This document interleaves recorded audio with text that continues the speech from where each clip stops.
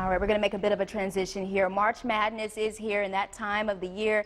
This is when people are glued to their TV screens and their computers and their phones to watch college basketball at its finest. Well, maybe you didn't think about this, but women are getting in on the competition as well with their own NCAA brackets. And Latasha Miles, author and award-winning sports writer, is here to talk about March Madness and women. Good to see you, Latasha. Good to see you again as well. Thanks for having me. Yeah, so I got to tell you, if I thought about our own newsroom, I would say at least 50% of the people in the brackets are women. Well, that's good to hear, and yes, that's the case nationwide, that the numbers are actually increasing, just like in fantasy football with women participating. The same thing is going on with bracketology and March Madness with the NCAA tournament. I mean, that's actually the topic of conversation now, the brackets, upsets, your Cinderella stories, and especially here regionally, because we had UNC Wilmington who got eliminated from the tournament earlier, but still they were in it.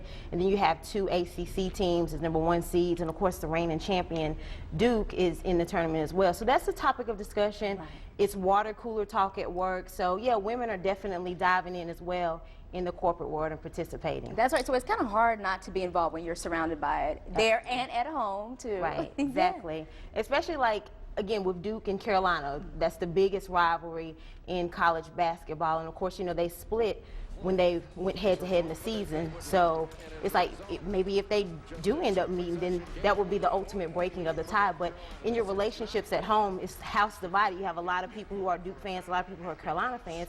So in your relationship, in your household, I mean, you can make those interesting bets of, well, if Duke goes further than Carolina, you have to wash my car, or if Carolina goes further, then you have to cook dinner and wash the dishes. Because I'm all about merging relationships and sports, kind of like the Love and Basketball movie type things. Right. So yeah, you can actually have a lot of fun in your relationships and households and incorporating sports as well. And that's a very interesting point. So I didn't think about how the dynamic can change with dating now that you have both men and women into sports. Exactly. Yeah. And it used to be to where us women, we would always grab like our boyfriend's jerseys or big bulky jerseys, and it'd be down to our knees and stuff. But of course, with there being more women involved in sports, loving sports, acknowledging it and appreciating it, you know, the society has changed, and they're actually catering to us a little bit more.